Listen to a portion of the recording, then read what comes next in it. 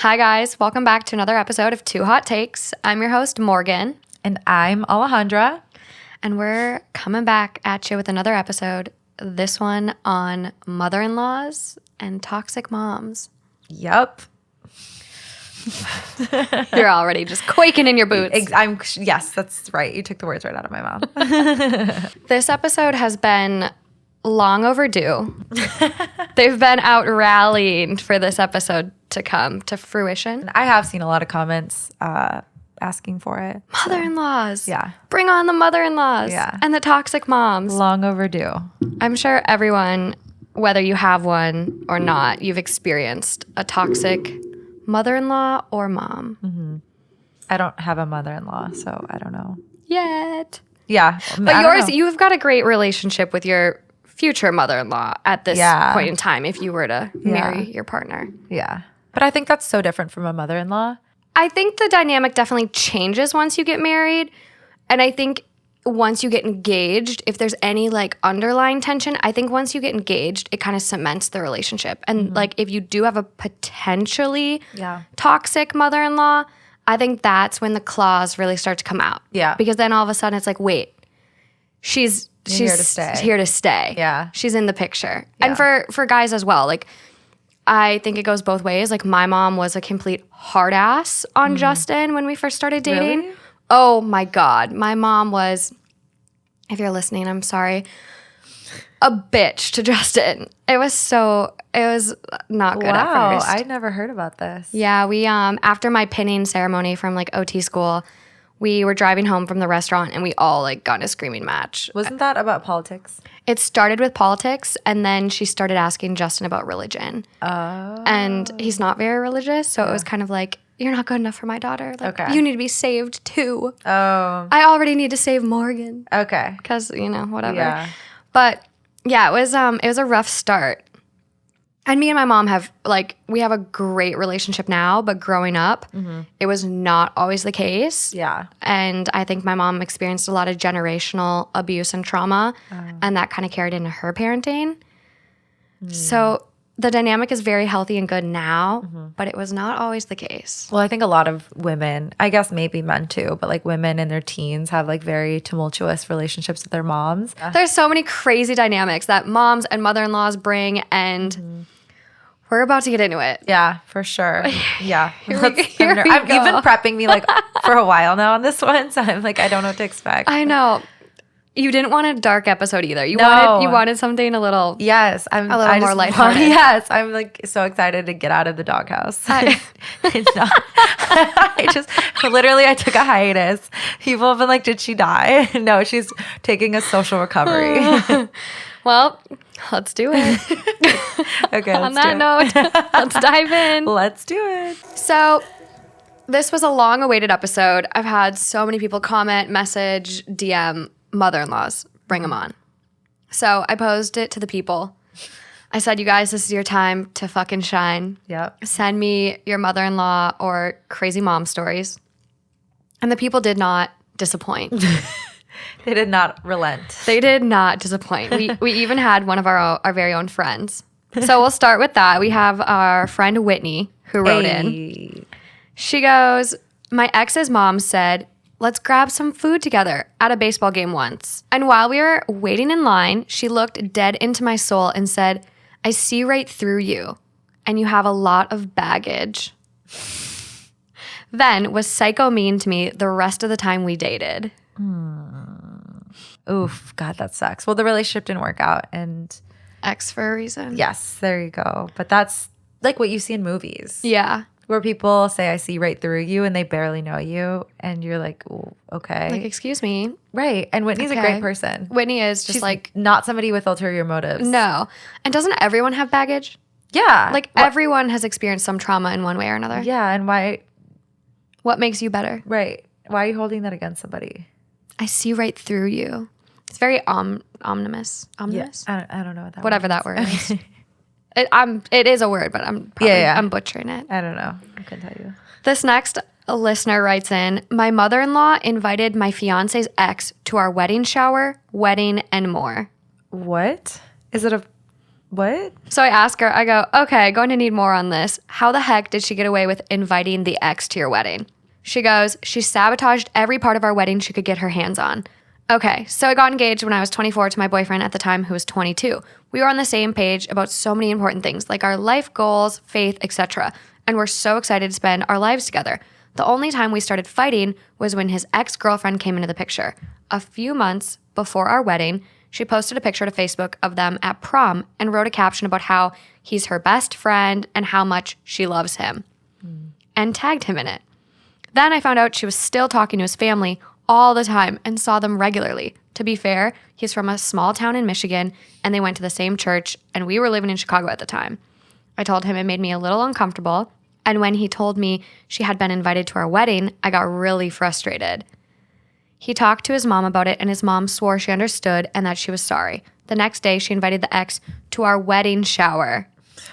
When I talked to his mom, she just said, "Oh, I didn't mean anything by it." Keep in mind, 12 hours earlier, my fiance had just told her how hurt I was. Fast forward to the wedding, a couple of months later, we had gotten a beautiful crystal cake stand from a family friend, and his mom said that she had a lot of experience making wedding cakes, so she should make ours. I gave her the measurements, and she sent pictures of the round cake she would make that fit on the stand. She showed up the day before the wedding with the exact opposite, a long rectangle cake that looked like a 5-year-old made it, and just shrugged her shoulders. We had the wedding in my mom's backyard in a wooded area and had to do the set up ourselves. His family said they would come and help, but instead they showed up right as I was getting my dress on, not even dressed for the wedding. Wow. They then proceeded to go into my mom's room while I was in the bathroom and shut me out of it. This was the room I was getting ready in. I knocked on the door to see if, I don't know, I could finish getting ready in the few minutes before my wedding. When they finally came out after they got themselves ready, they just looked at me in my wedding dress and walked past me without saying a word. At the end of the night, his sister was supposed to give us a ride to our hotel. And about 10 minutes into the reception, she told us, "It's time to go." And when we didn't leave, she left us. Luckily, we found another sober ride to our hotel.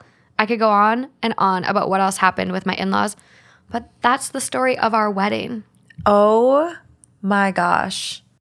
I'm screaming inside. The fucking, not even microaggressions, the aggressions. Wow. To walk past somebody in their wedding dress While they've been knocking on the door, trying to get into the room that you're in to get ready. and not even say, "You look beautiful. Like, do you need help?" Assholes. I honestly, this sounds so dramatic, but I would, in that moment, be like, "Am I marrying into the wrong family?" Yeah. It's hard not to think that way. Yeah. It's hard because you don't want to hold it against your fiance. But honestly, there's been instances in the past where family things happen and I'm like, do I want to marry into this family? Yeah. That's insane to me. I don't even know where to start. All of it. All of it sucked. And I wanted to say like, oh, I think everyone has at least one time when they've experienced that, but no, like, Yeah. I think there are people that like truly, really, really, really get lucky in the relationship department. But like, I've been there. Like, there's just some family drama where you're like, okay, like, whoa. Well, what did she do I know maybe she didn't do anything at all, but it's sounding like they really have a vendetta against her and they don't like her. Maybe she's just not the ex. Yeah, that's fucked up. She pulled their golden boy away to the big city. Ugh, what? People from small towns get goofy like that. They want their kid to marry the high school sweetheart so they don't move away. Good luck, sweetheart. That's what you want for life? Great. But if it's not, support it. Like, This is your kid. Yeah, Like, you should raise your kid to be happy and healthy and their own independent person. exactly. And treating someone like that, what does that get you? If you don't, you're at the wedding day. It's happening. It's happening. Like, go through with it. Put a smile on your face. Be positive. Be friendly. Be loving. Whether you like it or not, this wedding is happening. We're already here. You're here. You're in the 11th hour. Like, why are you going to throw a tantrum now? Like, just make it a pleasant day for everybody. If the relationship doesn't work out in the future, okay. But to treat somebody like that, does that really make you feel better about somebody who's about to marry into your family? No. And you're going to get your grandchildren privileges revoked if they ever have any. Yeah, that's what. Like, you're creating such a toxic environment for your son in that case. Yeah, And you're your not kid, going to want to come visit back. You're not No. going to want to go back to Michigan to visit the family. No. When that's how you get treated? Yeah. Hell no. No, when you see ya. when you like manipulate your kids or emotionally abuse them or just try to control their lives in ways like this, or you're mean to their partner, or you cause them stress when they visit. They don't want to keep coming back. You are making that relationship more difficult for yourselves. Yeah. By acting that way. You say kiss goodbye to your son at that point because he's going to stay in Chicago. Chicago, is it? Mm-hmm. He's going to stay there with his lovely new wife. So I've got 2 emailed listener write-ins. Oh my gosh. I know. People. The listeners showed up. Yeah. I didn't realize this. So many. So many. Like, I didn't realize this was such a hot topic. I knew it was going to be a popular topic, but I didn't realize like so many listeners would have so much personal experience. And be willing to share it. Because these are things that are not always easy to talk about, you know? Not at all. So, your favorite topic, weddings. This listener goes, my mother-in-law has been married twice and has the dresses from both. She offered me either dress, to which I declined with, thank you, but I already got mine with my mom, but thank you so much for the offer. Her response, loud sigh. Thank goodness. There probably isn't enough lace to let them out for you anyway. What does that mean? Like, she's too big for the dresses. Essentially, like body shaming her. Oh.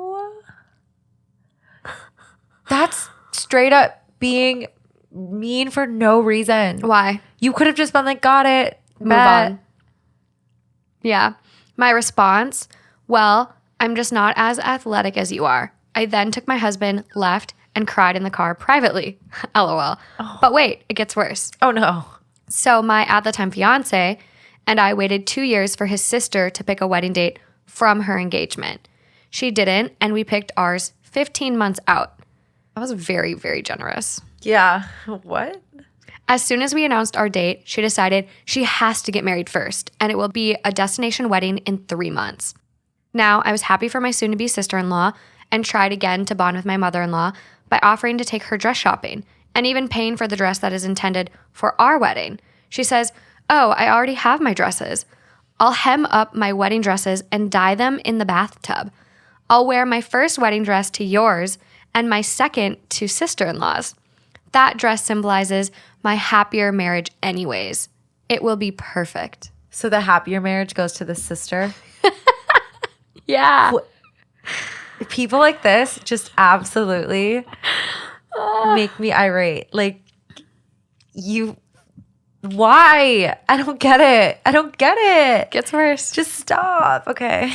OP goes, no, you will be escorted out of mine if you show up in your divorced wedding dress. She then tells me I'm a diva and that my wedding to her son really isn't important anyways. Okay, bummer. Then you can see yourself out. We don't see her much, and we are almost 1 year married now.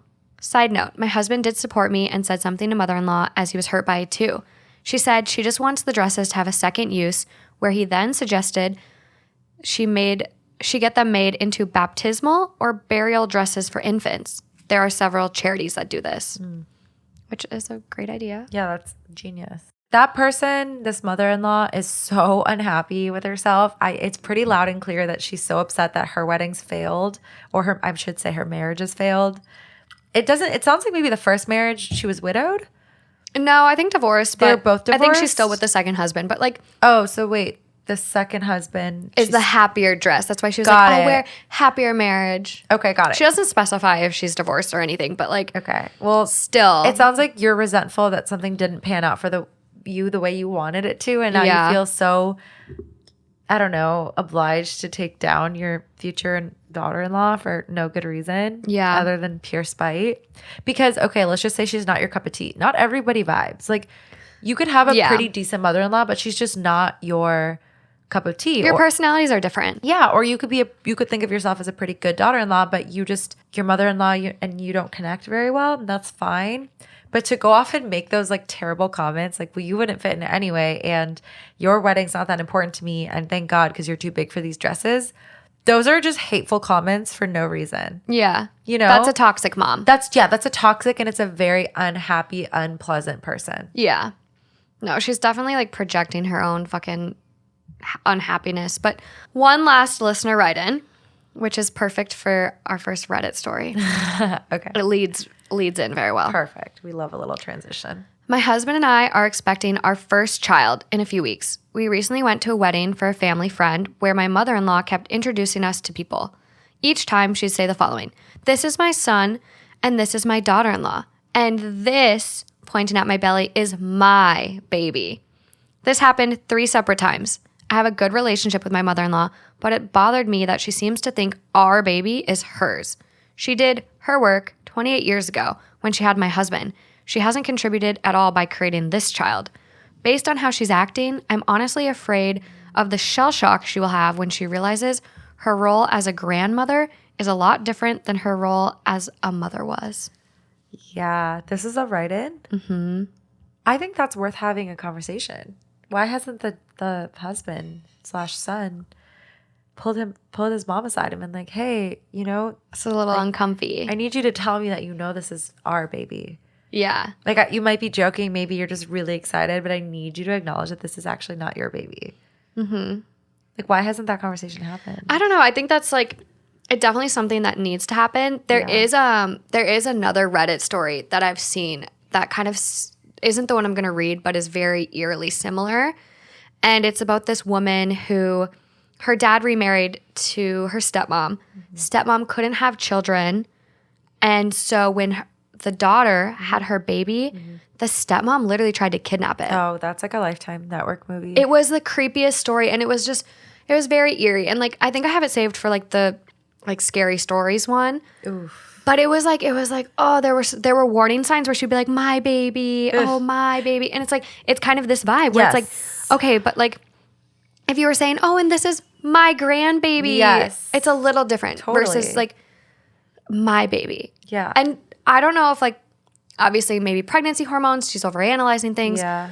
And me, I'm like, okay, am I overanalyzing this? Because language is so, so important to me. Mm-hmm. And we've had this discussion a lot with like life situations we have where people will use like certain language. And it's like one word, like leaving out a word or adding a word changes the conversation so much. Yeah.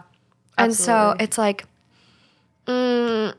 it just makes me uncomfy. Yeah, it's uncomfy. I think it's worth telling the mother-in-law that you feel uncomfy. Definitely. And maybe it'll be, I don't know, we don't know enough, but maybe the mother-in-law will be like, of course I know this is your baby. Duh. I just call it my baby because I'm so excited. Like, I'm sorry, I didn't realize that was uncomfortable. Mm-hmm. Or it could be a crazy situation where she's like possessive. Yeah. But you just don't know. You don't. It is very strange and it's very uncomfy. And I don't like it. Speaking of uncomfy. Uh-oh. Am I the asshole for not wanting my mother-in-law to take care of my baby after she tried to breastfeed him? Oh my gosh.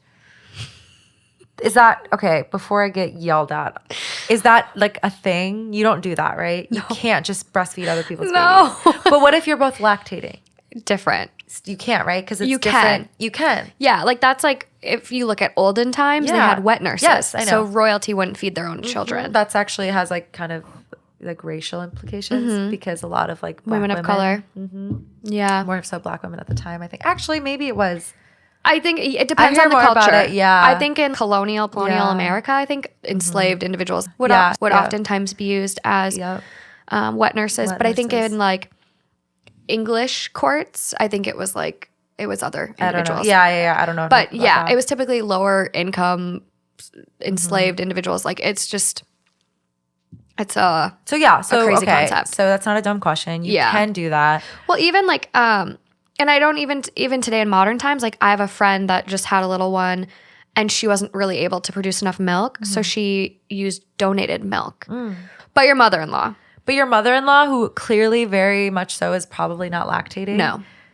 Oof, that is so uncomfortable. What did she do?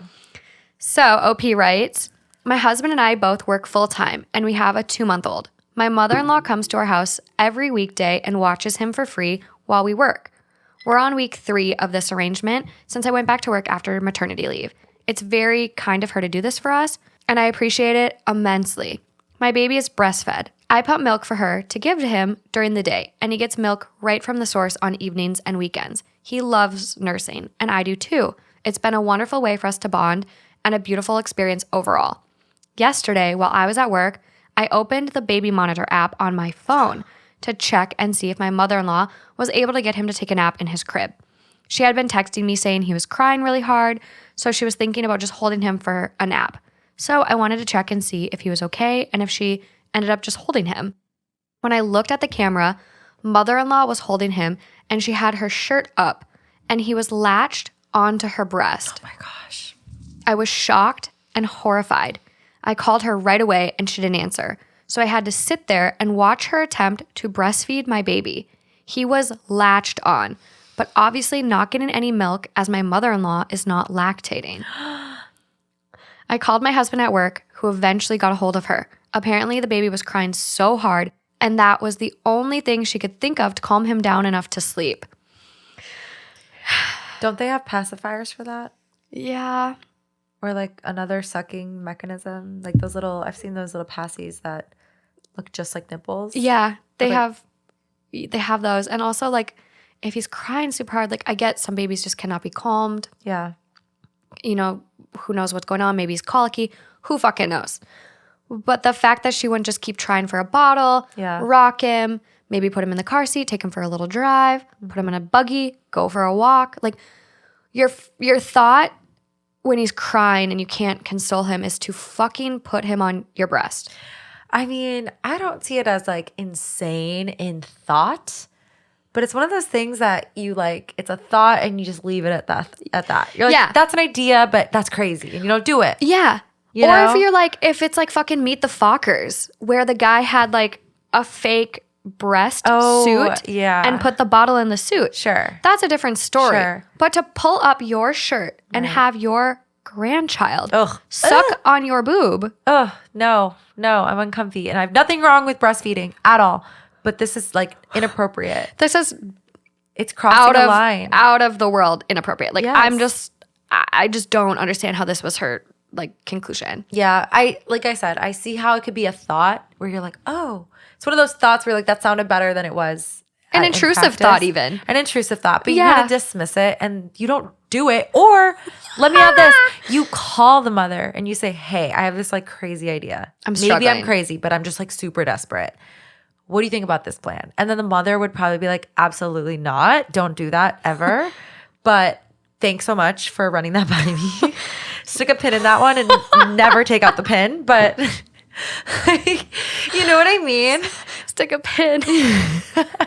Yeah, exactly. That's one of those things. Like, you don't just do it. That's crazy. At the end of the day, it's not your baby. No. At the end of the day, it's not your baby. Follow the instructions. Yes. Stick to the plan. Okay. That's inappropriate. So they asked, who's asking if they're an asshole?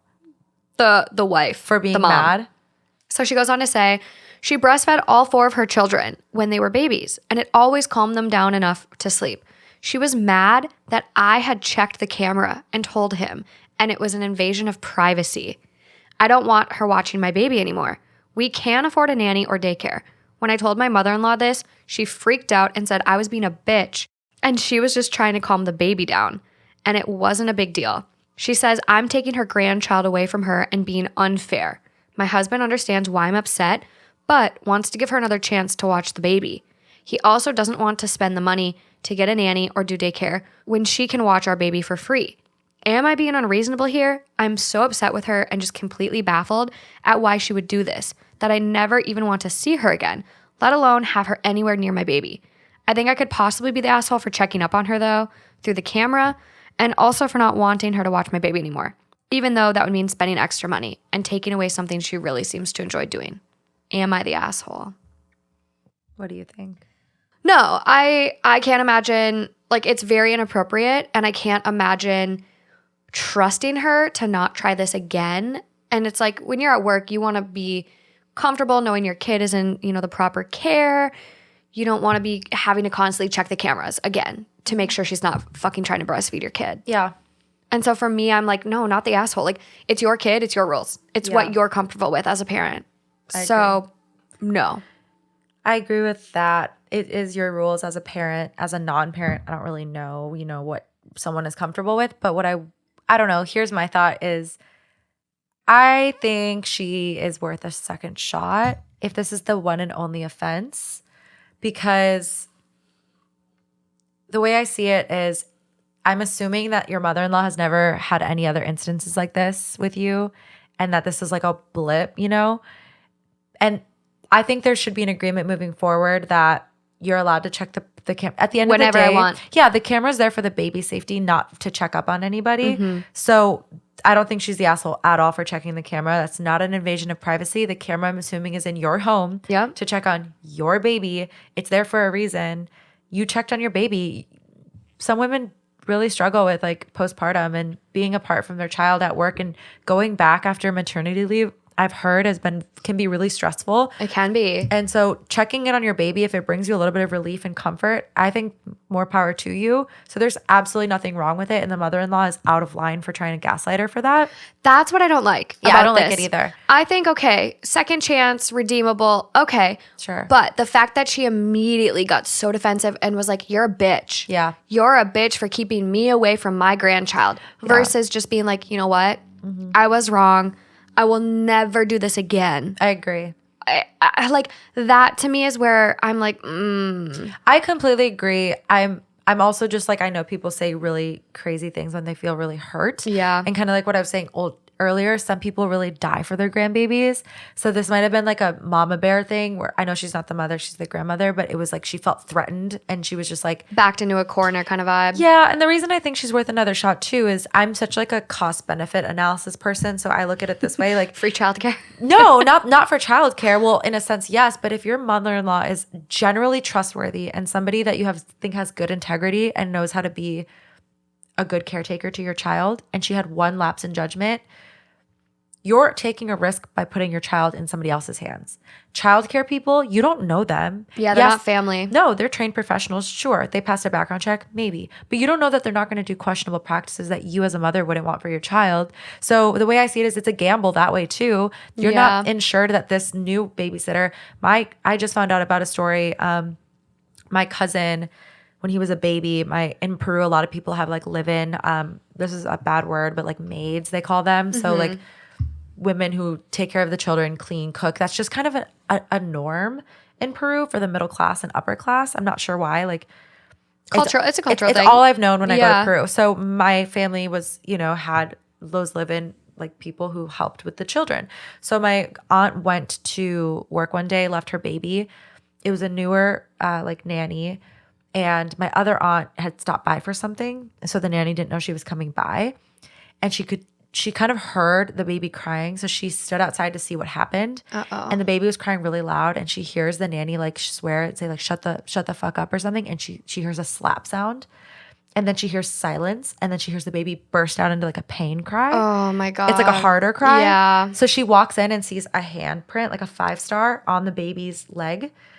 And so my point to say that story was if she had never come home, she would have never known that her nephew was being abused by the nanny, and she came home, fired the nanny, whatever. So I say this is you don't know, you can't. It's always better to have trust. family who do actually know. Yes. So I'm saying yes, she made a mistake. She didn't react great, but I think it's worth another chance with the understanding, mutual understanding that you will and can check those cameras, and that the mother-in-law. I would say that too. Like that's my I'm going to be view. checking the cameras. So. Yeah, I'm going to be checking the cameras. If that's a problem, it's a non-starter for me.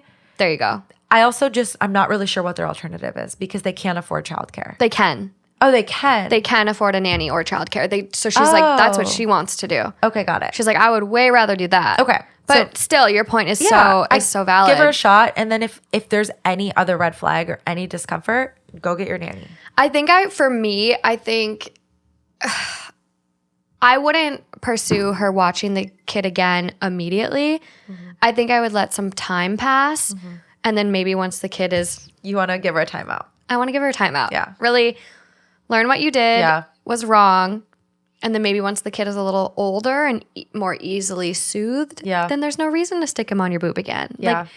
Like true. Yeah, maybe it's worth saying like, hey, I just want to get him out of the breastfeeding period. And then we don't have to worry about that. And you don't have to stress out about it. Kind of make it like a mutual thing. And then re-invite her to watch the child. Exactly. You just don't know how turbulent it's going to be. You know? I know. The mother-in-law dynamic is very, very complicated, especially with children. Yeah. there's a lot of research on this one where as a woman, we are obviously more close with our mothers and more trusting of our mothers to watch our children than our husbands or our partners' mothers. So there's what's called the like the matriarchal benefit. And it's something that like my brother and his wife are very open with like family and watching their kids. Like that's one thing they've really, really done a good job with. They're like, we only really want family watching our kids. So we know who's taking care of them. Yeah. But I think there are times where my mom has been kind of like, I just feel excluded. Like, why didn't they ask me? Or like things like that. And it's like, it's just different when your son has a child versus if you have a daughter and your daughter has a child. I agree. I mean, Like the son here is kind of in this like, oh, let's give her another shot. Like it's no big deal. true. But then again, I'm over here like, she did, I know. you know, but that's an interesting point. And one thing I've thought about too, just personally, because, you know, we live in Los Angeles, being like, I don't have that luxury of, I'm just going to pop over to my mom's house and like drop off my child. I know. And I think Same. that can't be understated. Like that's such a luxury to have that Such a luxury. for not only just financial reasons, but there's something Just comfort, peace of mind. Comfort. So top comment on this one. Not the asshole. No normal human tries to breastfeed a child they are entrusted to look after. This is not healthy/sane behavior. I would be concerned that she has other issues.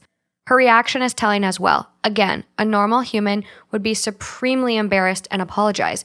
She may be lashing out because she's embarrassed, but it's not acceptable for her to swear at you or gasp, be incensed that you used the baby monitor for its intended purpose. Exactly. I agree with her reaction. It was out of line.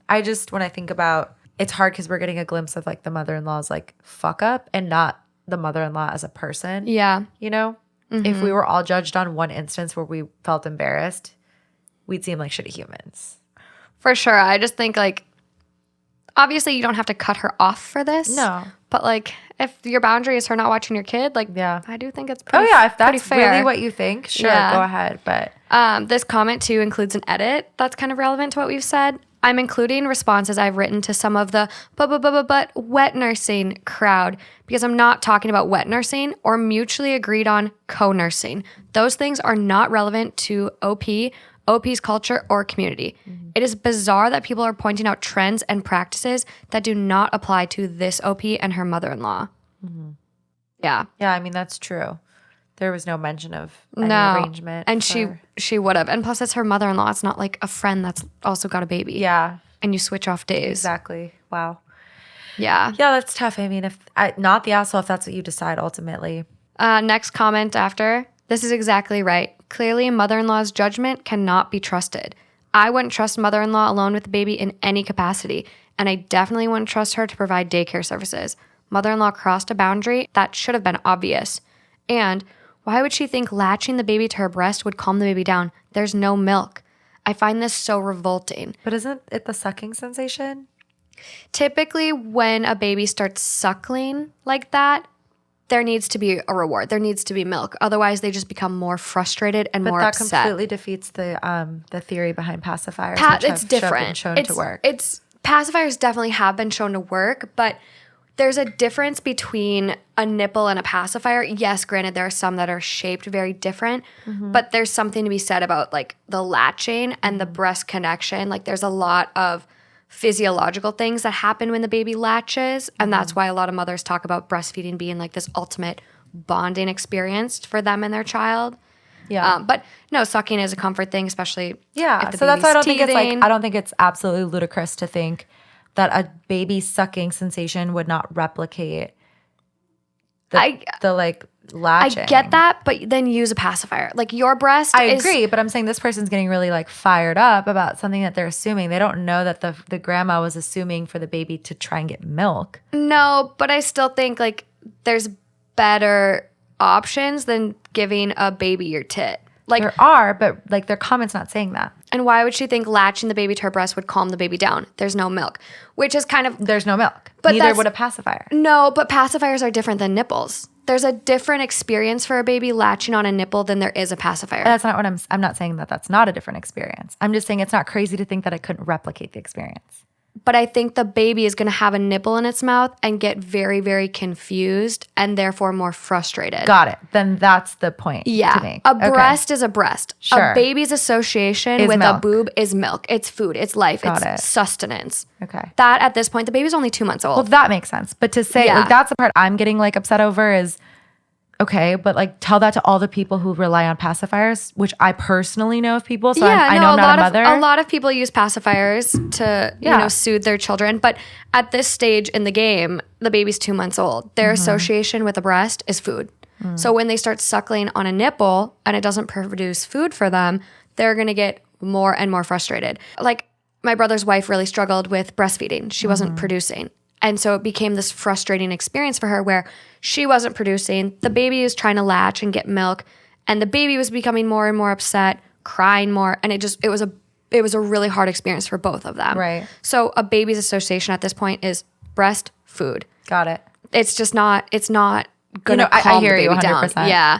Yeah. So it's just like, again, if you think the baby's hungry and that's why they're upset, bottle. Sure.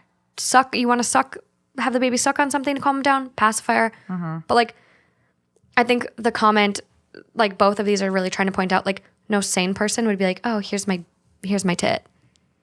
You would never. I don't know. I think that's you kind would of, never pull out your tit. I wouldn't. I don't even know if I want to have a kid. So I cannot picture feeding a non-existent child. But I'm just saying, like, I think that's a little, like, to call the person insane. I don't know. I'm not a mother, so I can't put myself there. But to call the person insane, I think is like a reach. Like, especially when your child is crying, people do really desperate things to soothe a crying baby.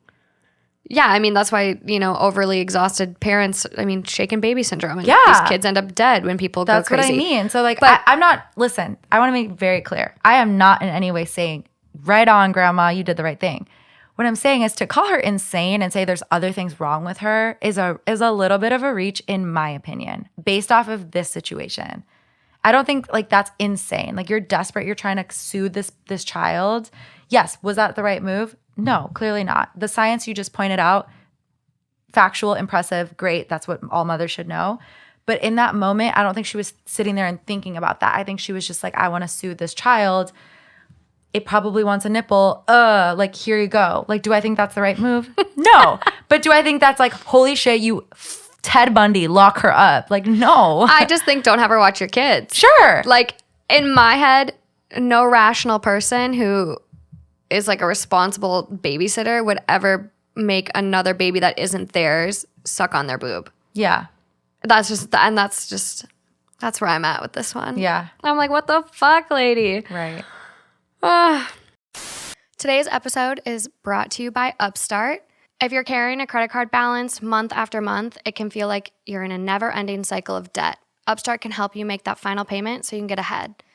I personally know this firsthand. I mean, I openly talk about my grad school debt and my six-figure digits on this podcast all the time. And when I was in grad school, my credit card debt is what got me through it. I used it for groceries and just my everyday living expenses. So I know how burdensome our credit cards and debt can be. Upstart is a fast and easy way to pay off your debt with a personal loan, all online. Whether it's paying off credit cards, consolidating high-interest debt, or funding personal expenses, over 500,000 people have used Upstart to get one fixed monthly payment. Find out how Upstart can lower your monthly payments today when you go to upstart.com/2HT. That's upstart.com/2HT. So don't forget to use our URL to let them know we sent you. Loan amounts will be determined based on your credit, income, and certain other information provided in your loan application. Go to upstart.com/2HT to find out more today. Before we get started, I just want to introduce you guys to another podcast that's on the network I'm a part of. If you enjoy my podcast, I think this one would be another you might enjoy. Unlicensed Therapy is a sometimes serious, mostly silly podcast where stand-up comedian Ari Manis interviews his favorite friends and comedians. He also gives them unsolicited advice when he is in no position to be doing so. If you are offended easily, this podcast isn't for you, but if you would like to eavesdrop on a conversation between some of the funniest people on the planet, I think you will enjoy Unlicensed Therapy. Video is available on YouTube and audio is available wherever you listen to your podcast. go to subscribe to Unlicensed Therapy Today, which is also a part of the Melrose Podcast Network. And now, back to the stories. One last baby-related story. Okay. Am I the asshole for wanting my mom to be in the delivery room when my wife has our baby? My wife, Alice, 28 female, is 7 months pregnant. She's starting to think about who she'd like to have in the delivery room when the time comes. She said she would really like her dad there for support. Alice is really close with her dad since she was a kid and has only grown closer to him since her mom died, so that was no surprise. I'm completely fine with having Doug there. She said she doesn't want her stepmom there, which is fine. Her stepmom is really sweet, has been so helpful through the entirety of the pregnancy, and I know she will be hurt when she finds out she can't be there, but I can understand. The issue I have is that Alice doesn't want my mom there. My mom has never been my wife's biggest fan, but she is so excited to have a grandchild and has been planning on being in the delivery room the entire pregnancy and likely before. Like I said, my mom has been hard on Alice and can be a little judgmental, but she's still the grandmother of our child and wants to be there. She's also my mother, and I find it unfair that she can have her dad there, but I can't have my mom there. It's a high-risk pregnancy, and Alice has been really adamant about trying to give birth naturally, but she claims that if things take a turn and she wants an epidural or there needs to be an emergency C-section for whatever reason, she is worried about the judgment from my mom because my mom has openly expressed her distaste for both. Additionally, she says my mom is not the nicest to her. I know my mom has been a little harsh about her weight gain, even though about 30 pounds. She was 120 before. Allegedly, when my wife went over to my parents' house recently, she dropped a plate on the floor and my mom yelled at her while she made her get down on the floor and clean it up. Oh my gosh. I understand where Alice is coming from, and while she'll be the one giving birth, he is my child as much as hers, and I feel like I should be allowed to have my mom there. My wife and I got into a scuffle about this before she started crying, and the issue was dropped. She told me that I was being selfish, but I feel like she was being selfish too. Am I the asshole for wanting my mom to be in the delivery room while my wife has our baby? Honestly, kind of, yeah. Yeah. Yeah. I got a solution for you, Alice. Yeah. Don't invite your asshole of a husband in either. Yeah. Because clearly he is not getting how fucking toxic his mom is. Holy cow. Why would you want a woman in the delivery room with you who is shaming you about your weight gain? 30 pounds? Yeah. That's normal for 150 pregnancy. is like pretty light for a person. I'm 150. Like- I'm over 150. So yeah, who would want what? I don't. The plate thing from, okay. Yeah, the plate thing is she's- degrading. She's been harsh on Alice. Yeah. Commenting on the weight gain. The plate thing. She accidentally dropped a plate and you're going to make a fucking pregnant woman who Yeah. probably can't even see her own vagina Yeah. or feet bend down and clean up a plate. That's so mean. And yell at her and degrade her. Yeah, no, fuck that. And also, I think the biggest issue for me, why I wouldn't want this person in the delivery room, well, two. She's mean to her. And on what I would imagine is probably one of the most stressful days of your life and one of the most painful days of your life, you don't want somebody who represents like embarrassment and degrading nature. You don't want No. that person around you. And then second, they're very judgmental towards something that may be an alternative beyond your control. That's going to add a layer of stress because now you feel judged when you're just trying to fucking give life. And unfortunately, you might need an epidural or a C-section and your mother-in-law is going to scoff at you. No, I don't want that person anywhere near me. No. No. And this is the other thing. Like, yeah, she's judging her for her birth plan. She's trying to do it naturally. Yeah. And honestly, maybe she really chose the natural method because of how big of a bitch the mother-in-law is. Yep, that's what I was thinking too. And that might be dangerous for her. Yeah. Especially if she's a high-risk pregnancy. You just don't, a high-risk pregnancy, like depending on what it is, like preeclampsia or all these other things, going through labor naturally or even like not having a C-section could be life-threatening for this woman. Like, don't judge people or fucking try to influence their birth plans. Right. Let a person, unless it's like the we fucking don't know at-home that, do crazy we? birth. Did she mention that it's influenced by her mother-in-law's distaste? No, but this is coming from, the husband's point of view. Yeah. So we don't really have the wife's point of view. But I mean, she's been adamant about trying to give naturally, but she claims that if things take a turn and she wants an epidural or there needs to be a C-section, she's worried about the judgment from my mom because my mom has openly expressed distaste for both. Yeah, that's like kind of a non-starter for me. Like that in and of itself, it's kind of like say less. Everything else is like add-on factors. But Yeah. that right there to me would be the killer. Like I would say, no, No. this person can't be in the room. This is one of the most stressful times of your life. And also it's going to be, once you are through this, it's going to be, the most rewarding potentially. Yeah. Baby blues are a real thing, guys. And we'll have an episode on postpartum. But yeah. like you want that intimate moment with the people that are closest with you. Right. Not somebody that makes you feel bad and unsafe and like hurt. Like that's a person that doesn't make you feel good. And that's not the energy that you want around a very difficult time. Exactly. And process and just fucking painful. Like what? Can you imagine? And no. You can if her pattern of treating you is already shitty, like she continuously, what makes you think she's going to be pleasant on that day? Like she might say shitty things to you during labor. Yeah. And stress you out even more and make you mad and make that like taint the experience. Completely agree. And I just think giving birth is such an intimate, vulnerable state. Like you're, depending on what style you go, you're either in a pool naked, spread open, you're spread eagle in a bed. Yeah. Like there's a difference between having your dad in the room and saying, hey, dad, stick up by my head versus having the mother-in-law in the room who, you can only control so many people and so many factors while you're trying to push out a fucking watermelon. So I think for that, it's like, I love Justin's mom, but I'm kind of in the same boat. Like I want my mom there and Justin, and that's probably it because I love Justin's mom, but I don't want Justin's mom seeing my vagina and seeing me tear and seeing me potentially poop myself if we go down this road. That's true. Like there's just a different intimacy with your parents versus your partner's parents. You would have who again? Your mom, Justin, and that's it. Okay. I thought there was a third person. No. Unless I have a water birth with fucking dolphins because look that shit up. What? That sounds terrible. No, dolphins have like proven to reduce pain. Really? And like make water birth. Like just look up dolphin assisted births, you guys. I will. It's so fucking cool. Wow. Interesting. But I think like too with this whole thing, it's like the husband using the term like apparently. Apparently, my mom. It sounds like he doesn't buy it. He's very much a mama's boy. Yeah. Which is a red flag in and of itself.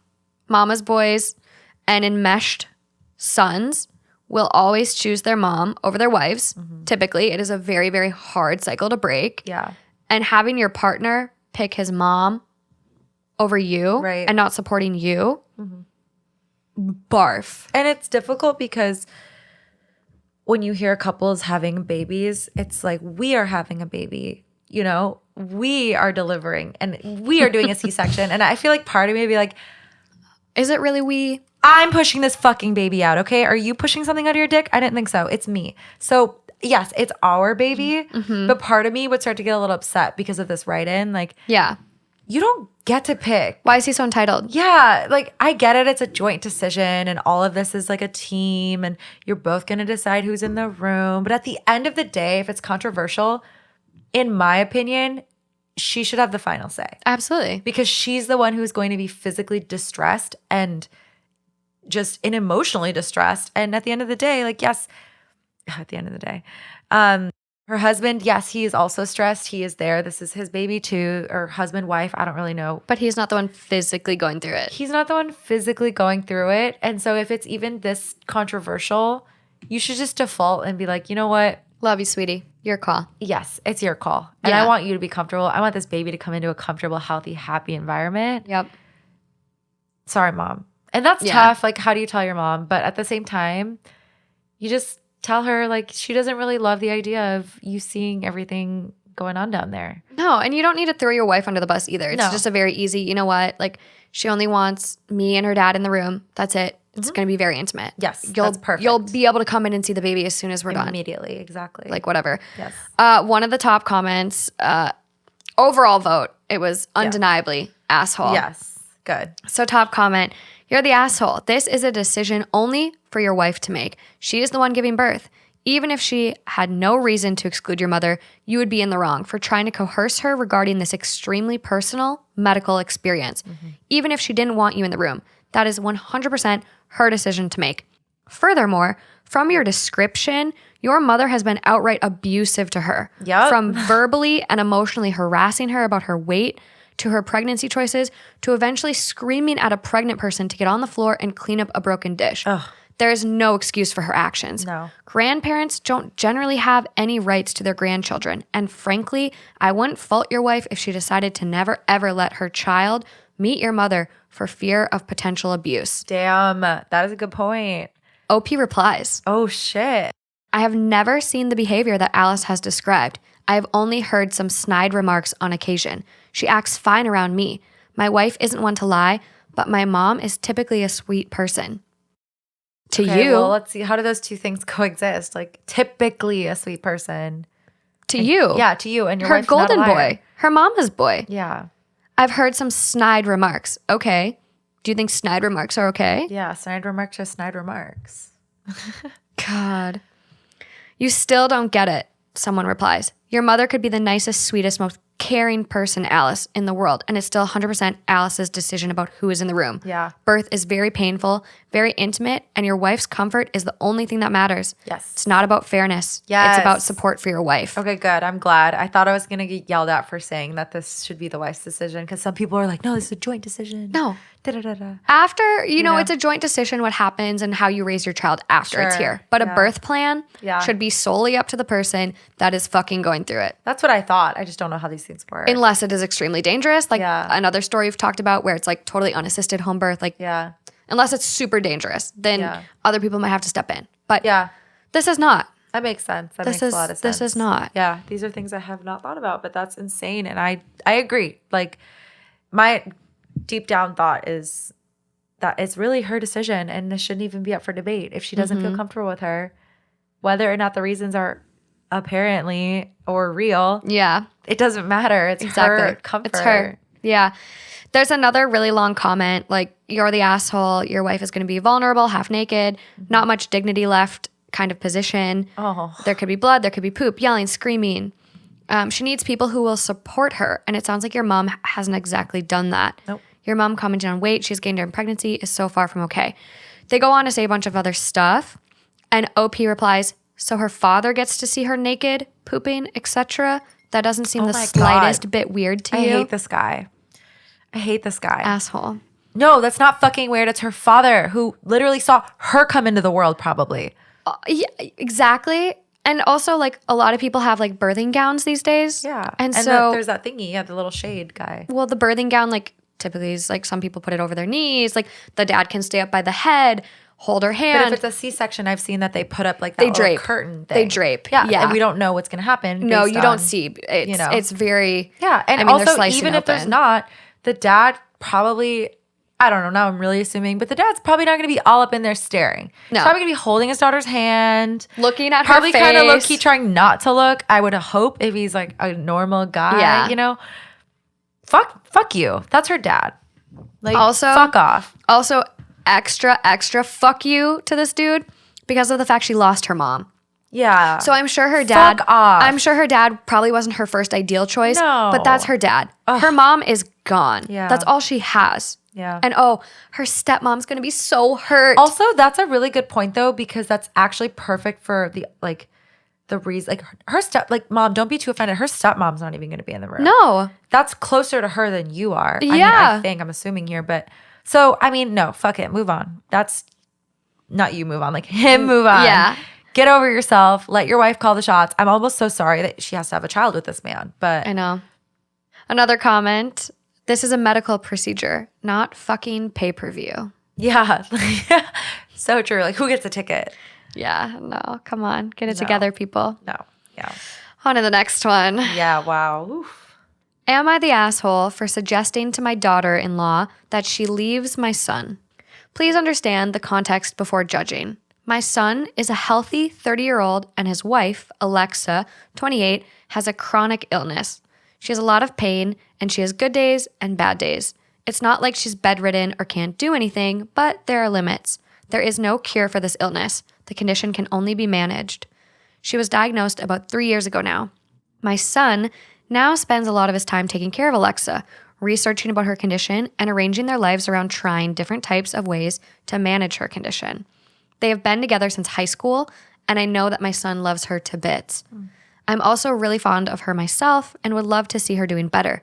But the undeniable reality is that this is really affecting my son in a negative way. He isn't as carefree and happy as he used to be, which I understand is part of just being an adult as well, but he's just so worn down and not himself a lot of the time.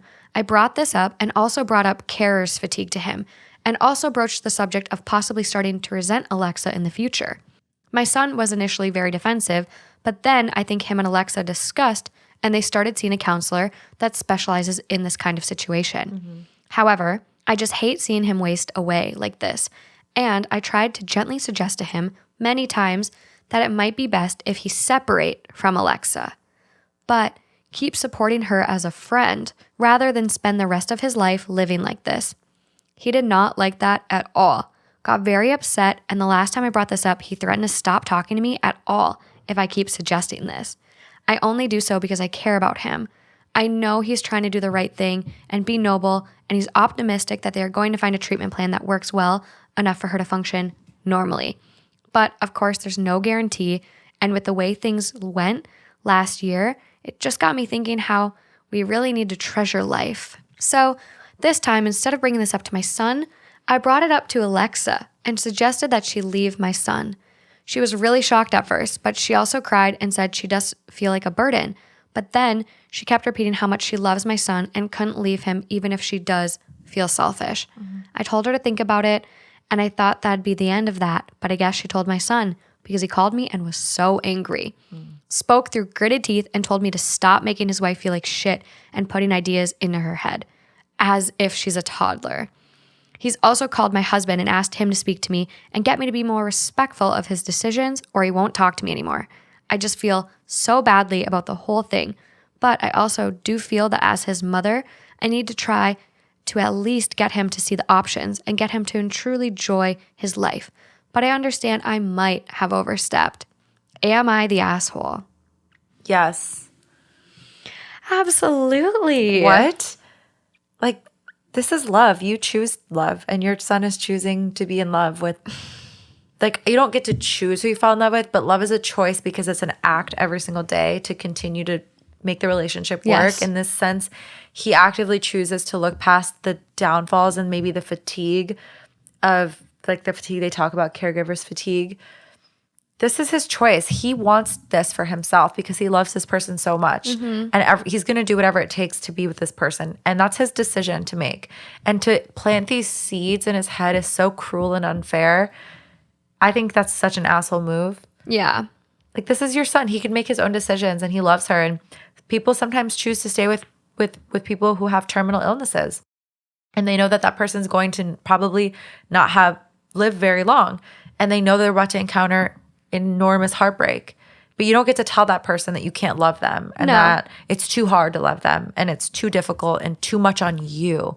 Your son wants to do this. So he's choosing that. yeah, it's almost like offensive to tell him that he can't handle it. No, and just because someone has a chronic illness or a disability or, whatever else it may be, it doesn't make their life any less meaningful or, enjoyable while they're here. Yeah, it might be a little tougher. Yeah. They might have pain. Things might be more difficult for them, but they can still have a meaningful, happy life. Yeah, and this makes her feel like chopped liver. Like, you're not worth love. You're not worth the effort. You're not worth him staying for. Like, what? What? Like, a lot of people, do write their own vows, but when you get married, if you did the traditional vow in sickness and in health. Yeah. What the fuck, lady? Exactly. This is such a fucked up move for so many reasons, but that makes me feel so icky for this person. It's terrible. For this couple, I guess. Toxic ass mom. So toxic. She needs to back off. Her son is doing his best, and if this is what he chooses and it's a struggle every fucking day, he chose that struggle and he loves that struggle. And you don't know what it is. Like, there's not a lot of info for me to even try to deduce what it is. Right. But it's like she's young, could be MS, could be a number of things. But there's treatment methods that work, and if they just found this out recently, it takes time to find the right cocktail, the right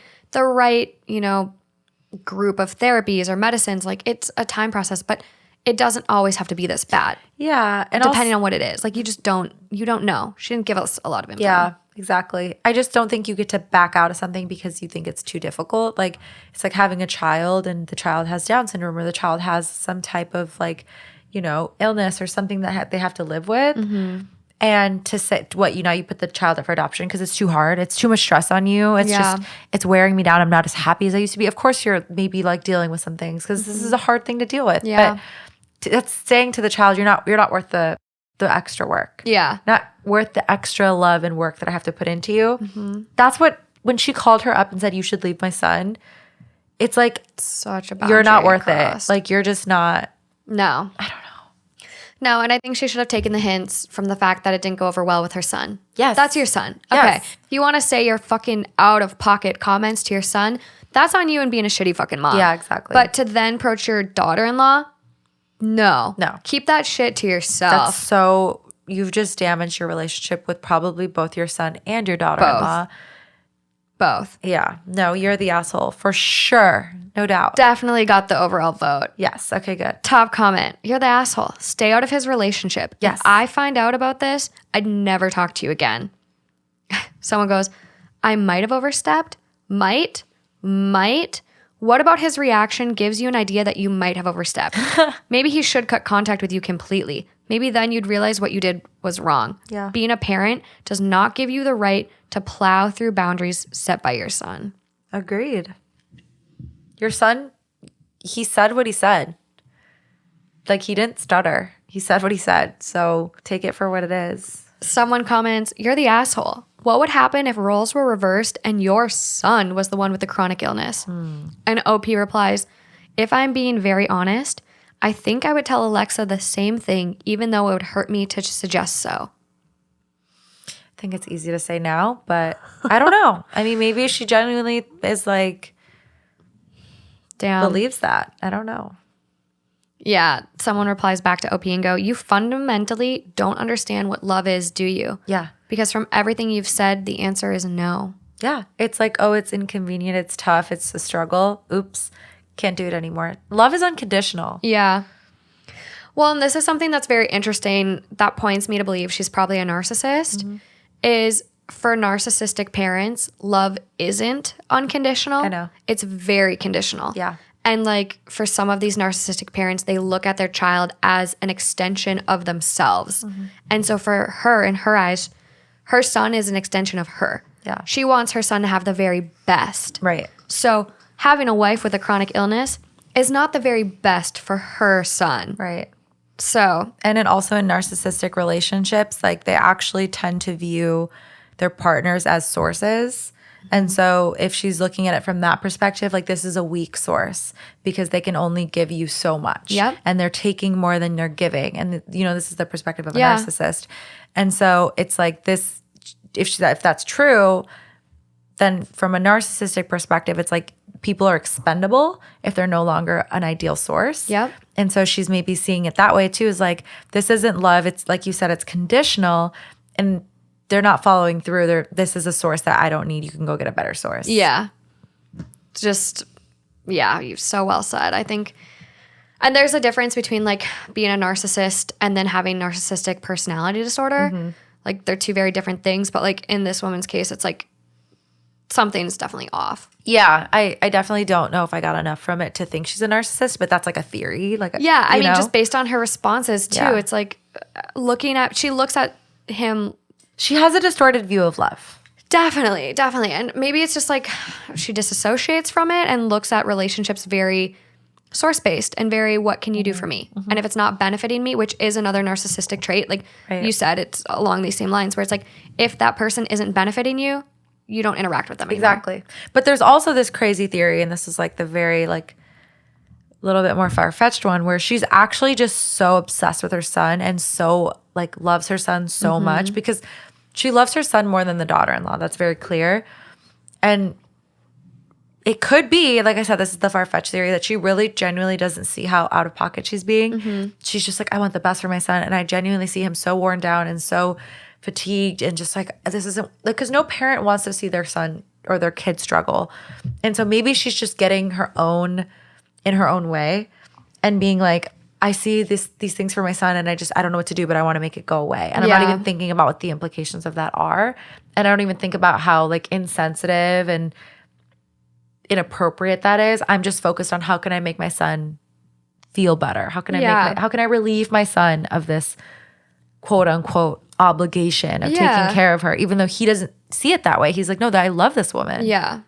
I mean, it's like, if you really care, step up to help. Exactly. Take her to doctor's appointments. Step in when your son needs a break. And there's also, you know, for those out there listening, there's also like different agencies and services that provide respite care. So if like you're a caregiver of someone and you really, really need a break or you need to run errands, there's respite care where someone will come in and help. There's ways to cope with stuff like this. So it's like, the fact that the first instinct is to like divorce her and support her as a friend. Yeah, so true. Fuck off, lady. So insensitive. So insensitive. Yeah. On to the next one. This one is from the perspective of the husband. Okay. Am I the asshole for putting my foot down and saying my mother-in-law can't move in with us? My 31 male wife, 33 female, is an only child and extremely close with her parents. We live on opposite sides of the country from her parents, but they talk up to 4 times per day. And as far as I'm concerned, my wife acts as their remote personal assistant, shopper, accountant, tech support specialist. I've been really upfront with my wife to say I'm a bit jealous of the attention they get, as anything between my wife and I is subject to being derailed if her phone rings. My wife is sympathetic, but says she's not going to pick favorites between me and her parents. When they do visit, particularly at Christmas, they and my wife insist on them staying with us for a week in our 1-bedroom condo. Ooh, that's tight. We've done this for the last 8 years, which has actually turned into a bit of a miserable time of the year for me as a result. I love my wife, so I deal with it. It's not a secret I'm not a fan of the arrangement, but I'm not interested in ruining Christmas, so I'm a good sport about it. Anyways, my father-in-law is suffering from Alzheimer's, and I have suspected that he has been for as long as I've known him, 8 years. My mother-in-law has been in complete denial about this up until very recently, where they have just started with the process of having him placed in a care home as his condition is quite severe. Meanwhile, the pandemic has affected my wife and I to a point it makes sense to move into a bigger place out of the city. My wife has expressed her interest that once her dad is placed, she would like her mom to come move in with us. And so our home should have an in-law suite or other suitable accommodations.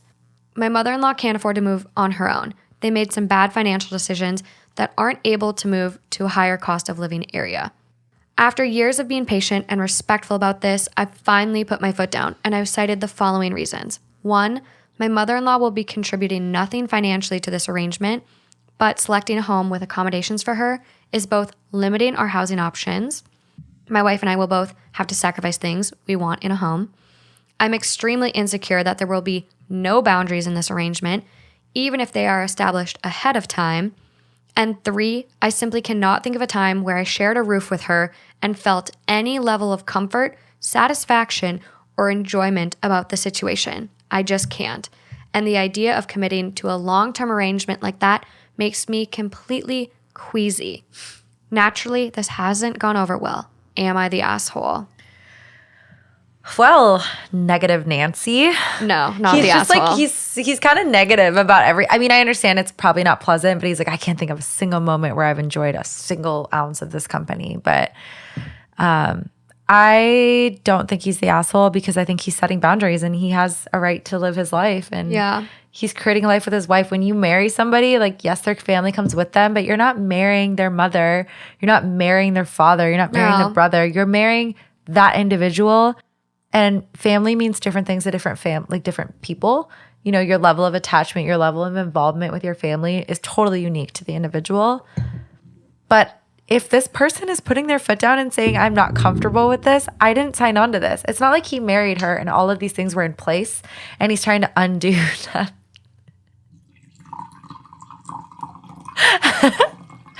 That's not me peeing. That's Morgan topping off my margarita. Clearly she thinks I need more for this story. It does sound like peeing. It does. That's why I was like, let's clarify really quick. Yeah, I just had to top that off. Okay, sorry. No, good call. I didn't even know that you had that. That's really sneaky. Instead of bringing like a flask to a party, Morgan just brought the handle to the podcasting station to make sure that we are well taken care of. But do you know, does that make sense? Yeah. I think it's And he didn't sign up for any of this. And I feel like such an asshole saying that, especially because Alzheimer's like hits really home for me right now. But it's at the end of the day, you gotta like set your standards. Completely agree. And I think a lot of people, I'll start with one. To me, this sounds like enmeshment.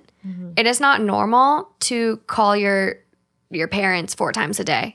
That's not normal. That's like, you have to live your own life at some point. Yeah. And for her to drop everything, even if it's them doing something, for her to drop everything to always choose her parents, she says, oh, I don't want to pick favorites. But you're choosing your parents constantly over your partner. Yeah. Which that is a big reason people get divorced. Yep. When you get married, you are choosing your partner. Yeah. That is where your loyalty lies. And so with an enmeshment, an enmeshed family, they expect your loyalty to be undying to them. Yeah. And so it sounds to me like there's just an unhealthy parent-child relationship going on with his wife. And I think, and this is not the case for every only child, but I think this often happens with only children. Yep. Damn. Yeah. Because the parent-child relationship is automatically so different. There's not another kid to share burden with or, you know, parents' attention. It's solely focused on that one child. That one child is their life. Yeah. There's only one child. And an only child has different expectations than, you know, kids with siblings. Yeah. Only children oftentimes grow up a lot faster too. They don't have, you know, peers, siblings. Yeah. They have their parents they interact with the most. They grow up a lot quicker. So, Yeah. and are therefore more, you know, oftentimes more attached. And so to me, this sounds like enmeshment where the wife is like kind of throwing her partner's needs away, like, and picking her, you know, her parents over her partner. And I don't think like, yeah, support your mom. Like support your mom and make sure your dad is taken care of. Terrible diagnosis. Like he definitely needs to be taken care of properly and your mom should be supported. But that doesn't mean she needs to move in with you. Yeah. I think if it's temporary, it's a lot easier to stomach. You're It's like, one thing if they're yeah, visiting. But yeah, exactly. And to kind of snowball off the enmeshment, like I recently talked about that with a friend, and I think that this friend has enmeshment with their parent for like a number of reasons, but this person's also an only child. And one thing that we kind of realized was we think the enmeshment kind of stems from like a little bit of trauma bonding, and like they're often conflated, but they're different things. But the trauma bonding can lead to enmeshment. 100%. And so here, Oftentimes. I'm wondering if like the Alzheimer's, that's very traumatic. He's been battling it for 8 years.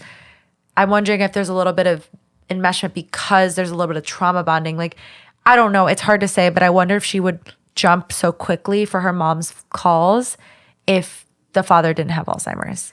I'm sure it's gotten worse. Exactly. That's what I'm saying. I'm not saying it didn't Definitely. exist Yeah. before that. I'm saying I think it might like amplify it and exaggerate it. 1,000 fucking percent. And it's hard to blame because I think if one of my parents had something like that, like a terrible disease, You jump through hoops to you make sure jump they're through good. hoops. But I agree, like you still made a commitment to your partner and you have to honor that, and you can't just throw that completely down the shitter to tend to these things, because at the end of the day, like, I don't know, this is where it gets really hard because my mom talks a lot about cultural differences between like white people and like Latina families. Asian communities, Latino families. their elders live with them. Yes. It's typically It's very the son's typical. responsibility. And, you know, as a daughter-in-law, you would move in with your husband's family. Yeah. Like, and take care of his parents. Well, yeah, like my Peruvian family is the same way. And so like for me, my mom always tells me how like and there's nothing wrong with this. It's just the opinion of a Peruvian mother. She's like shocked that people in America put their family members in homes. It's shocking to her. She can't stomach that. And if I ever Yeah. did that to her, she'd never talk to me again. Like the expectation is that Culture, they raise you, yes. and then when they need the care at an elderly age, they come back to live with you. Yeah. And so I think this is, we don't know the race or the culture here. That's kind of makes it tough too. Not to say it makes it any better or worse. There is an edit. Oh, okay. But I completely agree. You know what I mean? I think different cultures have different expectations with how they care for their elders, Yes. their family. Yes. I think that's a great point, because me as a white individual, you oftentimes forget something like this that Yeah. is a big factor in how we handle our problems and deal with situations. So Yeah. thank you for bringing in your Peruvian Well, my mom and I just had experience. this conversation not that long ago. I forget what she said, but she made a joke and she was just like, I do this because I don't want you to put me in a home. Like she's just like, I'm trying to buy the brownie points now. And so solid point there. Right. She's like playing the long game. Yeah. But that's why it came to mind. I was like, actually, yeah. I fear that my mom might be upset if I don't let her live with me when she's older. So I don't know. Mine just told me that she never wants to be put in a nursing home. Yeah, so. I don't think anybody does. No. So I don't know. I know. Let's hear this edit. So edit, he goes, okay, wow, I'm a little speechless, but I can address a few things. My father-in-law won't be dumped and abandoned on the other side of the country. His situation has gotten so severe that it's urgent he be placed. Yeah. But yes, they would transfer him to near wherever we ended up. Good. Some have suggested that we look into senior housing near where we end up for my mother-in-law to live in. I have advocated for this, but I am not getting any traction here. I guess I never addressed this until now because I thought that would be a perfectly reasonable compromise. Turns out it is not. We are both white. I'm completely aware that these situations are typical in other cultures. That doesn't really make me feel any better, but I've thought about it from this lens. I'm not an only child. Both my parents are alive and we have a good relationship. They also live in another part of the country. I haven't seen them in 8 years at Christmas time because it's so important to my wife and her family. Try not to come across as a martyr here, but I legitimately care that my wife is happy, even if I don't completely understand it. Which also makes me really, really, really believe it that this is enmeshment because of the fact that she refuses to not spend Christmas with her family. Yeah. 8 years. Oh, that of only being with one side. I've already gotten in a fight with Brett about this. This is so unfair. Yes. I was so unfair. I made a comment and he was like, I can't come to Minnesota during Christmas. I can't be away from my family. I was like, switch off. You can though. You can. You're choosing not to. Yeah, like you can. What do you think families do? Yeah. They switch off. Yeah. I don't know. Mind blowing. It's really, really complicated. And I think we both come from very like diverse homes where both of our parents are not together. Like if me and Justin's parents aren't together either, my boyfriend. So it's like, if you look at how many Christmases we have to go to. Double whammy. We are literally like the fucking Reese Witherspoon movie. Yep. It's 4 Christmases. Oh yeah, 4. Wait, wasn't it like 8 Christmases? Was it 4? It's 4 Christmases. Yeah. So me and Justin both have 4 Christmases. I technically have 5 because like my family's just fucking batshit crazy and like really splits things up now. Okay. But he has his mom's Christmas, but then his grandma does something at her house, and then he has his dad's Christmas, and then I have my mom. Like there's so many things we have to juggle. So we have talked about how do we, navigate this going forward. And it's just really, it's switching off. It's accommodating. So all families feel fair and included. Right. I completely agree with that. 8 years yes. of not seeing your family at Christmas time? I would be livid because no.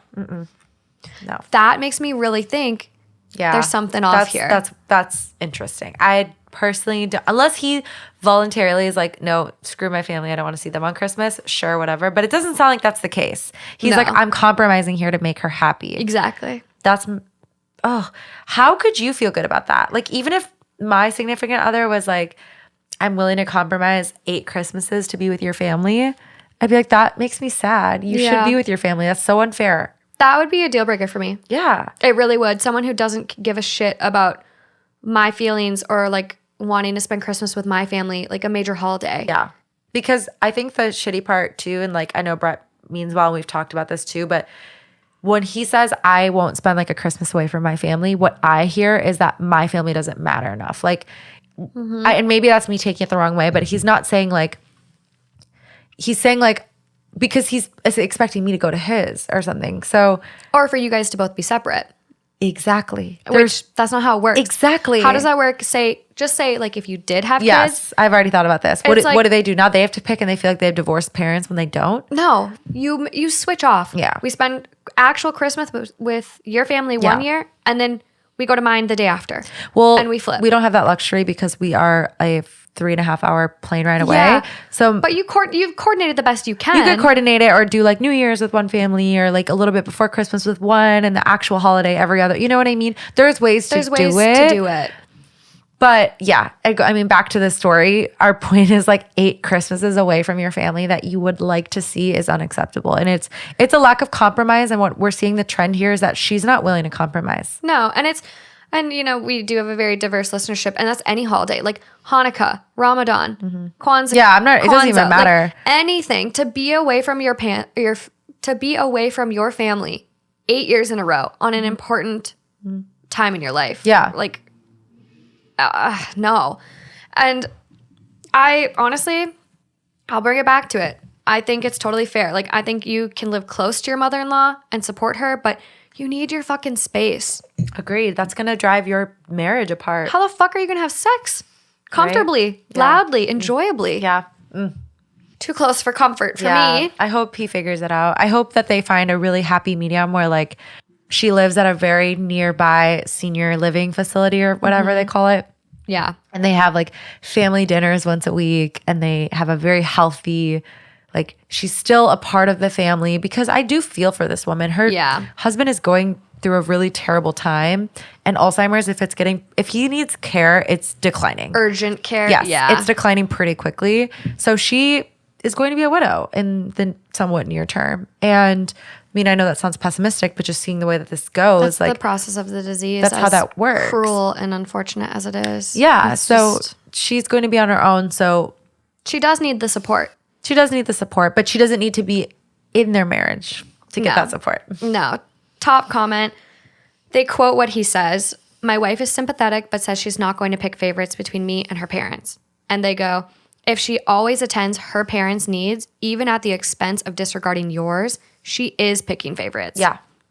1000%. And someone replies to that and goes, your spouse is meant to be your favorite. That's the whole point of marrying them. Yeah. That's so tough. Ugh. And back to the point that your partner and who you choose to be with, it's a choice. And when you make that choice, you should be putting them before your origin family, Yeah. your birth family, your adopted family, your family that fucking raised you, like whatever that looks like to you. Yeah. Whew, okay. Just a trigger warning on this next story, you guys. It does feature talks and discussions about losing a child and child death. Mother-in-law's neglect killed my child. Now she thinks I'll let her around my second child. Sorry, this is so long. My mother-in-law was guilty in the death of her grandchild, my daughter. She was 2 years old at the time, and my husband and me let my mother-in-law babysit her while we were busy with job-related things. It was summertime, and they were staying in mother-in-law's house that has a pond next to it. My daughter loved water. Bath time was her favorite time of the day. They were playing at the edge of the pond, and then mother-in-law remembered she had to take clothes out of the dryer, and she left a 2-year-old alone next to the large body of water. My daughter's childlike curiosity plus her love for water resulted in her getting into the deep part of the pond and drowning. All because mother-in-law considered clothes in the dryer an important enough reason to leave a toddler unsupervised. Then she realized what has happened. She started to panic and call for help. Her neighbor heard her. They got into the pond and called an ambulance, but it was too late. Imagine what it's like for a parent to come to the person you trusted your child with and they tell you your child is dead. And mother-in-law was begging us not to involve the police into this. She kept repeating, it was an accident, and she, quote, doesn't know how it could have happened. Quote, was only gone for a moment. Quote, feels even worse than we do. Quote, calling the police won't bring her back. Okay. Gaslighting. We did call the police, of course, and she was charged with criminal negligence and sentenced to 3 years in prison, which, in my opinion, was too light of a punishment. Now, recently, mother-in-law was released from prison, and my husband was the first person she looked for contact with.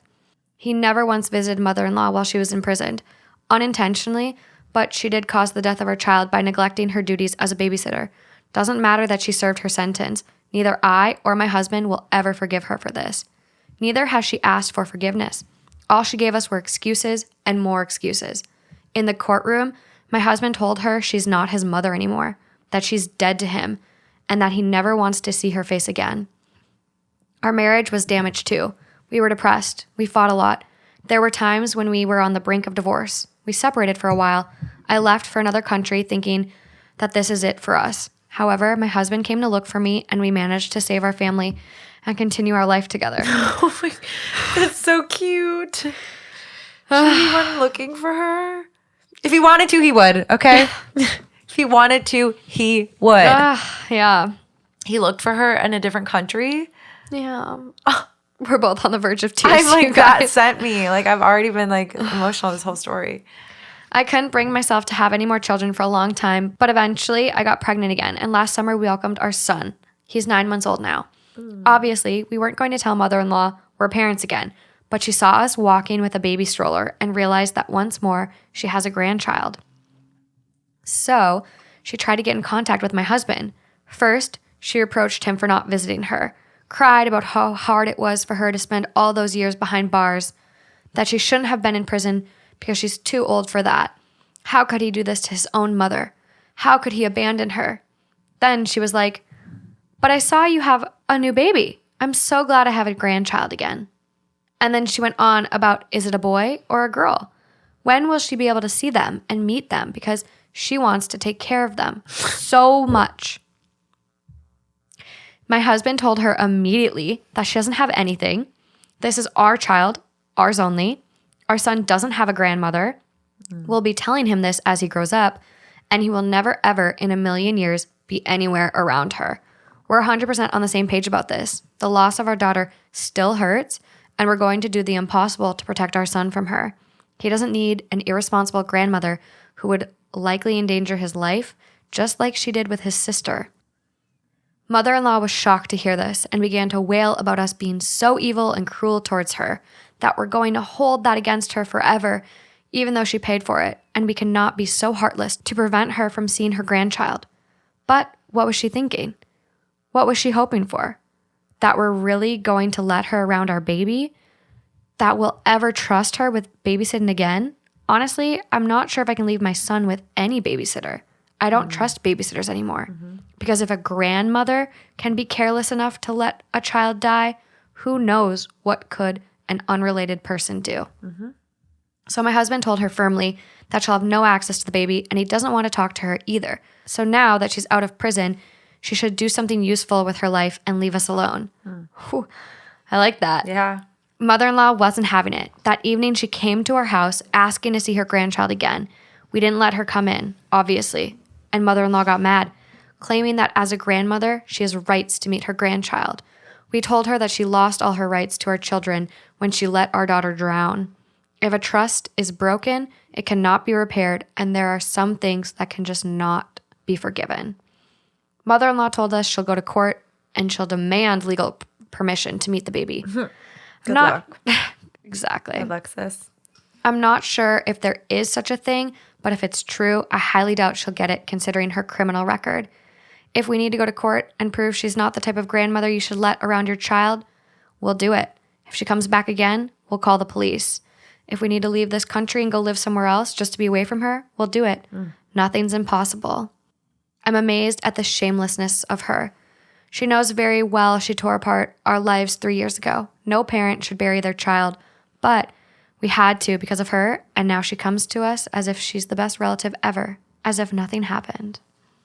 I first just want to point out how refreshing it is to see like a couple aligned. Same page. You know, they're like very much a united front on this. And I think that's like amazing because I have read about losing a child, the traumatic effects it can leave and the detriments it could be to a marriage, because that is such an unforgivable pain.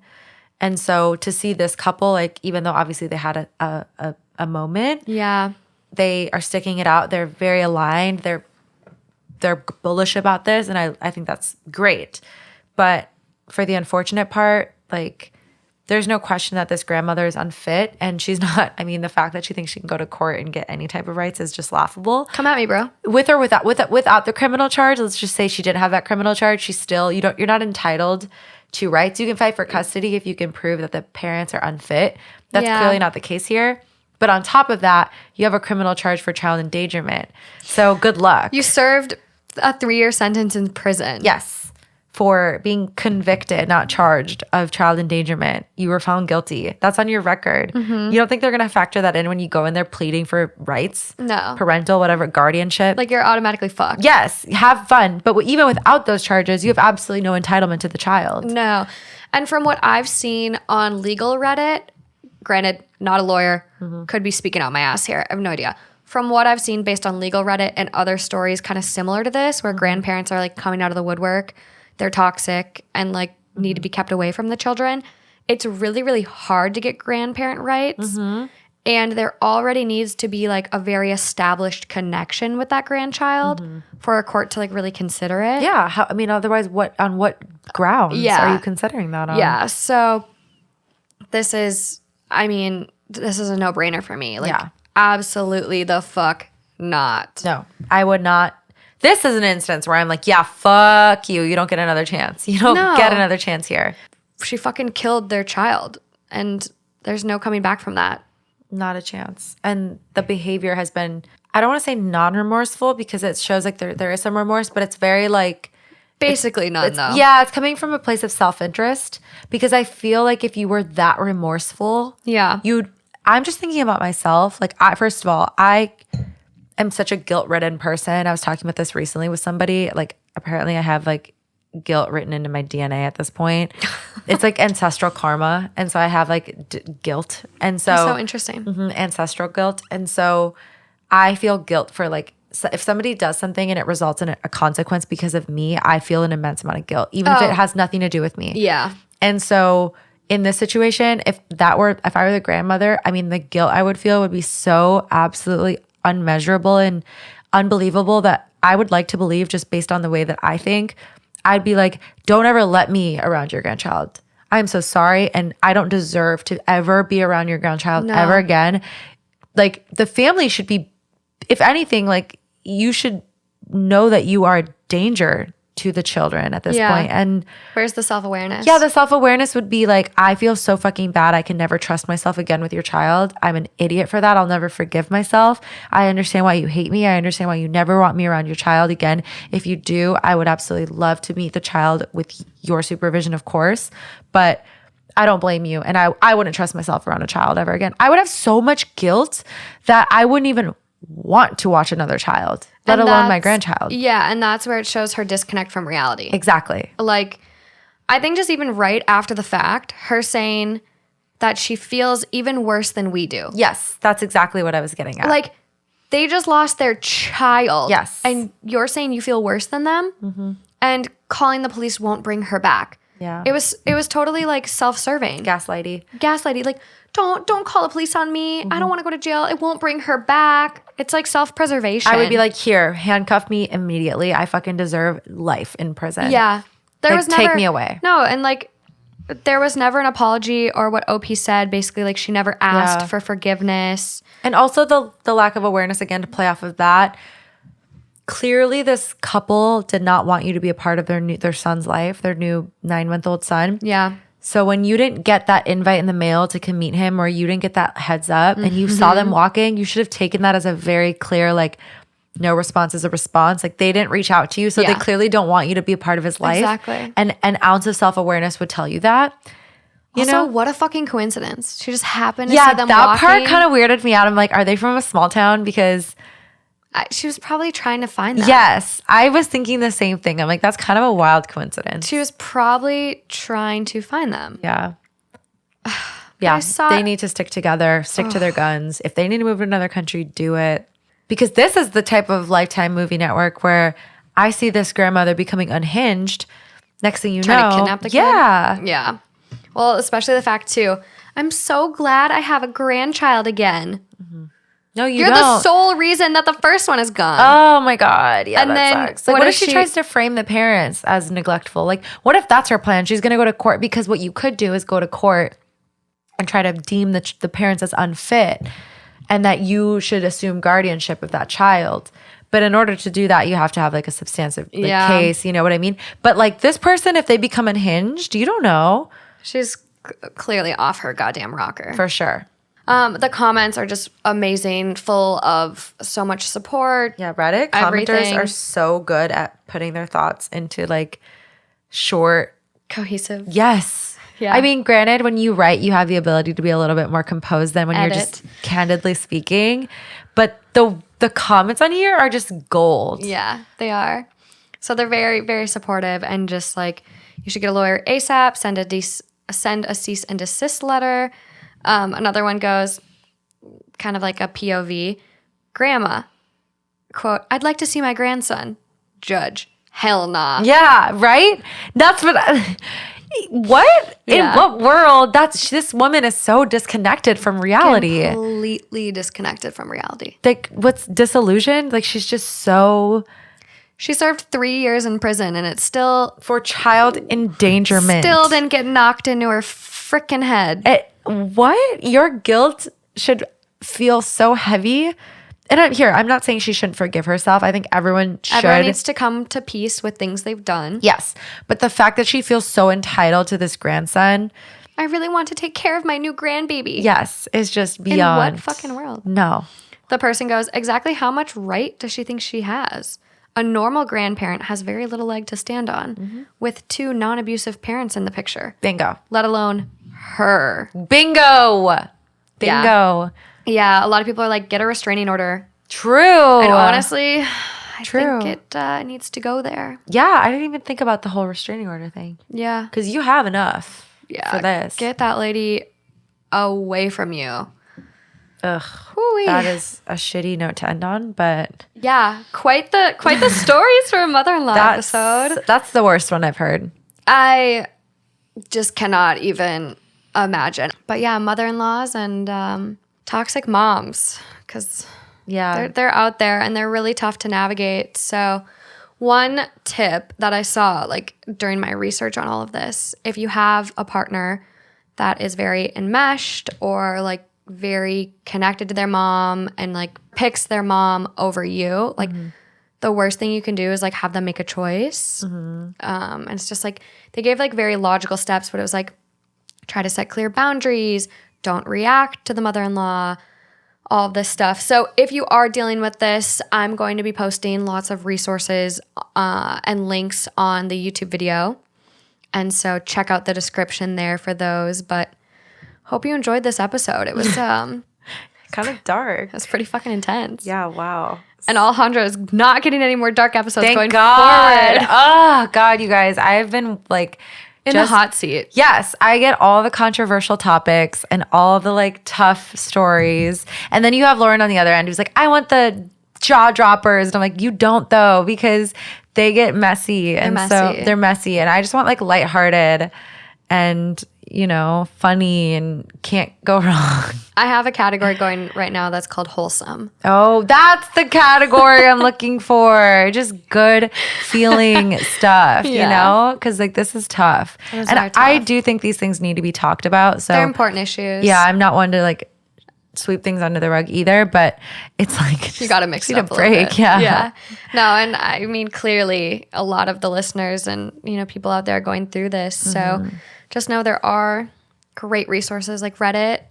The Just Know Mother-in-Law forum is a great one if you're dealing with stuff like this and raised by narcissists as well. But check those out. I also want to give a special shout out to those Patreon supporters. You guys are really, really appreciated by us. So thank you so much. And until next time, you guys. Thank you. Bye, guys. Bye.